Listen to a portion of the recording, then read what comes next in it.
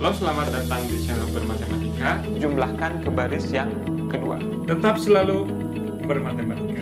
Salam. Halo, selamat datang kembali. Masih bersama saya Ali Hamsbara dalam mata kuliah Kalkulus 2. Kali ini kita akan membahas deret dan jumlah parsial. Oke, deret didefinisikan sebagai ekspresi berbentuk penjumlahan bilangan yang pertama, jumlahkan bilangan kedua, tambahkan bilangan ketiga, keempat, kelima, dan selanjutnya. Tidak pernah berhenti. Atau lebih ringkasnya, kita tuliskan dengan notasi sigma sebagai berikut. Sigma dari N sama dengan 1 sampai hingga AN.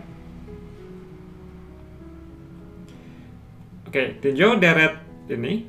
Deret setengah tambah seperempat, seperdelapan, sepernamblas. Ya, deret ini suku-sukunya diperoleh dari suku sebelumnya dikalikan dengan setengah. Nah, Sn kita definisikan sebagai penjumlahan dari n suku yang pertama dari deret yang kita miliki. Jadi, dari contoh ini, S1 kita ambil satu suku pertama, ya setengah. Kemudian S2 adalah suku pertama ditambah suku yang kedua. Kemudian S3, 3 suku yang pertama. Demikian selanjutnya. Sampai Sn adalah suku pertama sampai suku ke N. Ini karena semua penyebutnya berbentuk 2 pangkat. Ini 2 pangkat 1, 2 pangkat 2, 2 pangkat 3, 2 pangkat 4. Berarti kalau kita ingin menjumlahkan N buah suku, kita mulai dari 1/2 pangkat 1 sampai 1/2 pangkat N.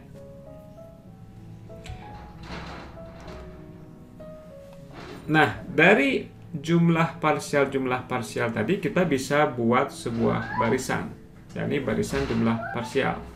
Yakni adalah barisan yang suku pertamanya adalah S1, suku keduanya S2, dan demikian selanjutnya. Nah, pertanyaannya apakah barisan ini konvergen? Ya. Nah, untuk barisan yang tadi dicontoh, ini bisa dijumlahkan bahwa Sn-nya itu jumlahnya adalah 1 dikurang 1/2 pangkat N. Ya, sehingga pertanyaan apakah barisan ini konvergen atau tidak sama artinya dengan apakah limitnya ini ada nilainya. Dan kita tahu bahwa limitnya tentu saja sama dengan 1 karena si 1/2 pangkat N menuju 0. Nah, dengan demikian karena si jumlah parsialnya menuju 1 bisa kita katakan bahwa deret yang tadi yang kita miliki itu kita katakan dia berjumlah sama dengan 1. Nah, ini memotivasi kita untuk mendefinisikan secara persis kapan kita bisa mengatakan si suatu deret mempunyai jumlah tertentu. Ya.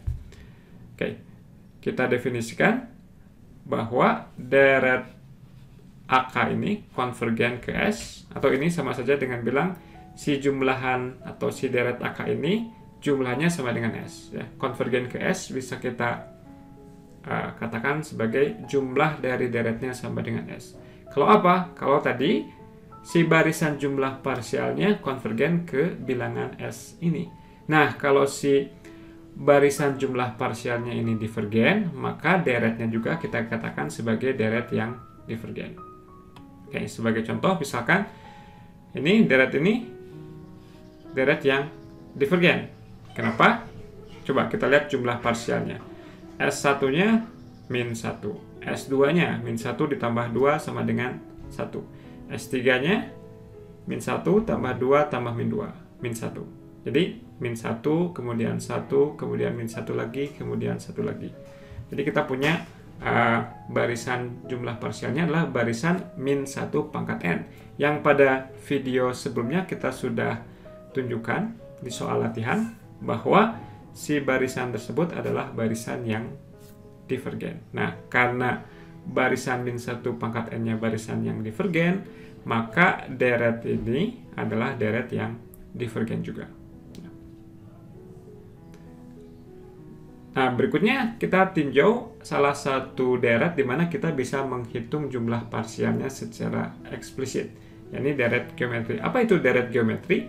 Deret geometri adalah deret yang dimulai dari suku yang pertama, kemudian untuk mendapatkan suku-suku berikutnya kita kalikan dengan sebuah rasio R. Jadi mulai dari A kita kalikan dengan R, dapatkan AR, kemudian kita dapatkan AR kuadrat, dan selanjutnya. Oke, sekarang kalau kita hitung jumlah parsial ke N-nya, berarti kita ambil N buah suku dari deret ini. Ya. Ini suku yang pertamanya adalah AR pangkat 0. Berarti untuk mengambil N buah suku, kita mulai dari AR pangkat 0 sampai AR pangkat N-1. Ya. Nah, sekarang kalau jumlah parsial ini kita kalikan dengan R, kedua ruasnya, maka si A ini berubah jadi AR. AR berubah jadi AR kuadrat berubah jadi AR pangkat 3, dan yang terakhir ini AR pangkat N-1 menjadi AR pangkat N. Nah, sekarang kita kurangkan yang kedua dikurangi yang pertama dikurangi yang kedua. Yang sebelah kirinya menjadi 1 min R kali Sn, sedangkan yang sebelah kanannya, ini kita lihat bahwa suku-suku yang di tengahnya ini persis sama nih.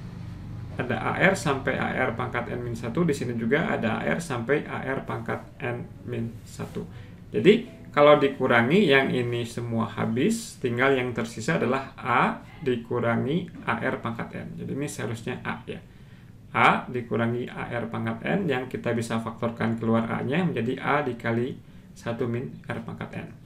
Nah, kemudian Sn-nya berarti apa? Tinggal ini dibagi 1 min R. Kemudian kita bisa pisahkan A per 1 min R-nya. Nah, sekarang untuk mengetahui apakah deret yang kita miliki itu konvergen atau divergen, kita perlu menghitung limit dari barisan Sn ini. Nah, si limit barisan Sn ini bergantung kepada limit R pangkat N. Ya. Nah, si limit R pangkat N ini dia akan menuju 0 jika nilai mutlak R-nya kurang dari 1. Nah, ini ada dibahas di buku teks, meskipun saya nggak membahas pada video-video sebelumnya. Ya.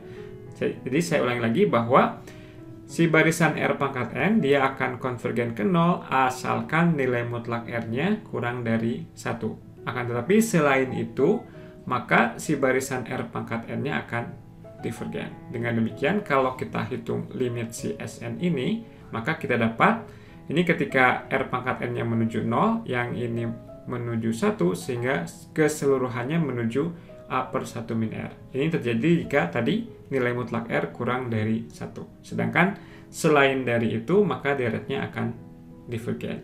Jadi kesimpulannya apa? Kesimpulannya adalah deret geometri, dia mempunyai jumlahan, yakni sama dengan suku pertama dibagi 1 dikurangi rasio. Kalau nilai mutlak R-nya, nilai mutlak rasionya kurang dari 1. Akan tetapi, kalau nilai mutlak rasionya lebih besar sama dengan 1, maka si deret geometri yang kita miliki adalah deret yang divergen.